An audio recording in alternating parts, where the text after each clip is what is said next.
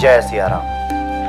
सब सुख लहे तुम्हारी सरना, तुम रक्षक काहू को डरना। ईश्वर या संत से जब मिलने जाते हैं तो भेंट स्वरूप कुछ लेकर जाते हैं, यानी खाली हाथ नहीं जाते। लेकिन मन में ये भाव भी नहीं होना चाहिए कि मुझे जैसा दानी कहाँ, मैंने ये समर्पित कर दिया है ईश्वर को। मैं इतने मिष्ठान, इतने फल फूल लेकर के ईश्वर की सेवा में हाजिर हुआ हूँ, उपस्थित हुआ हूँ। ये भाव भी नहीं होने चाहिए। त्वदीयम वस्तु गोविंदम तुभ्यमेव समर्पये।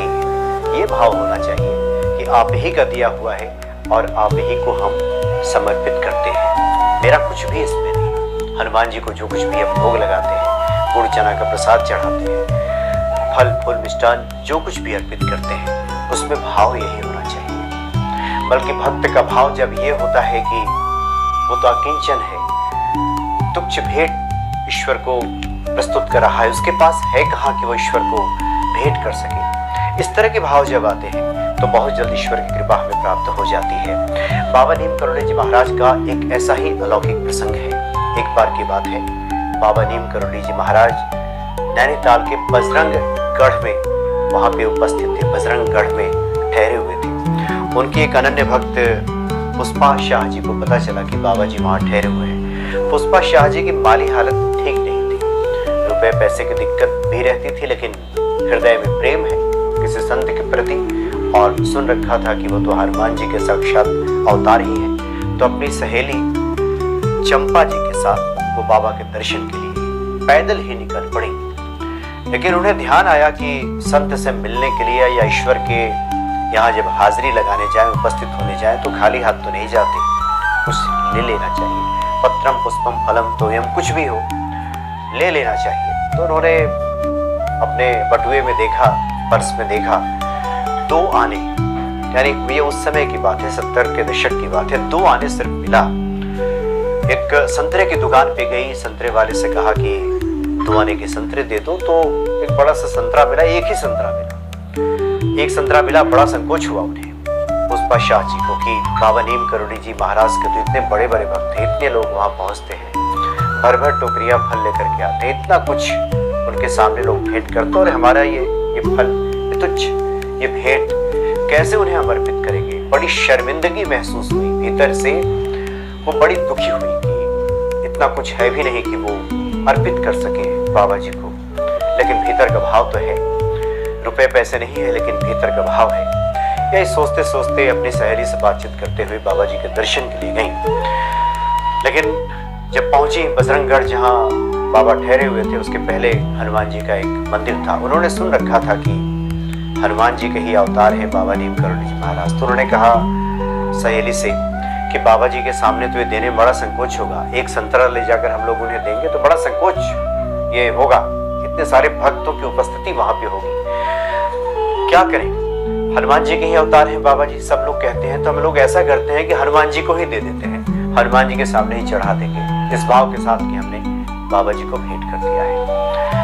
और वो मंदिर पहुंच गई, हनुमान जी के सामने आंखें मूंदी, ध्यान धरा बाबा का, और वहीं रेलिंग पे एक संतरा रख दिया, इस निमित्त कि हमने बाबा नीम करोली जी महाराज को सुपुर्द कर दिया है, उनको भेंट स्वरूप दे दिया है, उन्हीं को चढ़ा दिया है। इस भाव के साथ उन दोनों महिलाओं ने, चंपा जी और पुष्पा शाह, इन दोनों ने वहीं पे चढ़ा दिया।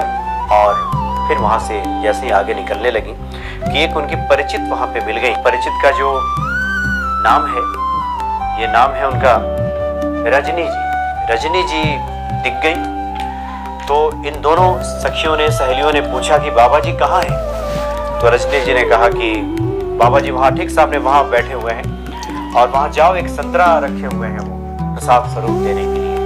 तो इन दोनों को बड़ा आश्चर्य हुआ कि एक संतरा बाबा जी रखे हुए हैं आशीर्वाद स्वरूप देने के लिए।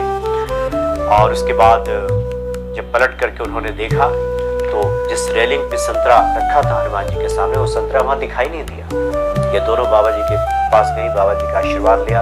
वही संतरा जो वहां अर्पित किया गया था बाबा जी के सामने विराजमान था।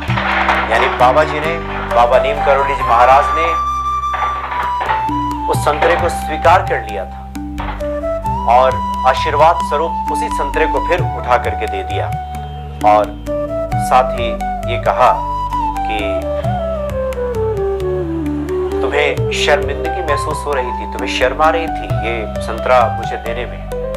तुमने भक्ति भाव से जो कुछ मुझे दिया है ये मैंने स्वीकार कर लिया। अब जाओ, इस संतरे को तुम प्रसाद स्वरूप ग्रहण कर लो।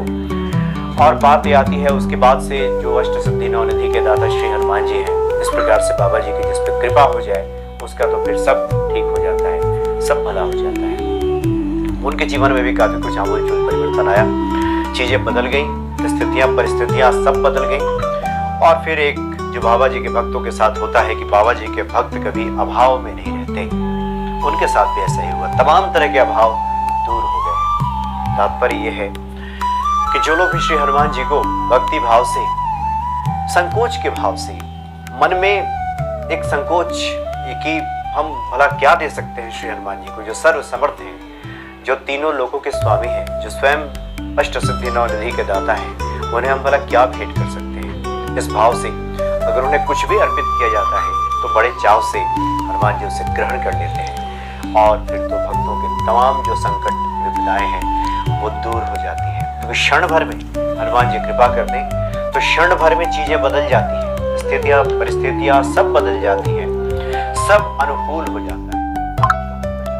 अगम नहीं जहाँ पर तुम अनुकूल, जिस पे हनुमान जी अनुकूल हो जाए उसके लिए कुछ भी मुश्किल नहीं, कुछ भी असंभव नहीं, सब संभव हो जाता है। ऐसे हैं बाबा नीम करोली जी महाराज, ऐसे हैं श्री हनुमान जी, जिनके अलौकिक लीलाओं को, प्रसंगों को सुनने के बाद ये भक्ति भाव में और बढ़ोतरी हो जाती है और उन भक्तों के लिए बहुत बड़ा संदेश छिपा होता है जो किसी अभाव में है। उन्हें लगता है कि क्या भेंट करें हम हनुमान जी को, हृदय के दो फूल उनको अर्पित कर दिए जाएं, तो अश्रु अगर आंखों से टपक पड़े, इससे से हनुमान जी प्रसन्न हो जाते हैं, भगवान शिव का जलाभिषेक हो जाता है। इस भाव से श्री हनुमान जी का पूजन करें, बाबा नीम करोली जी महाराज को याद करें, तमाम संकट विपदाएं जीवन से दूर हो जाएंगी। जय श्री राम।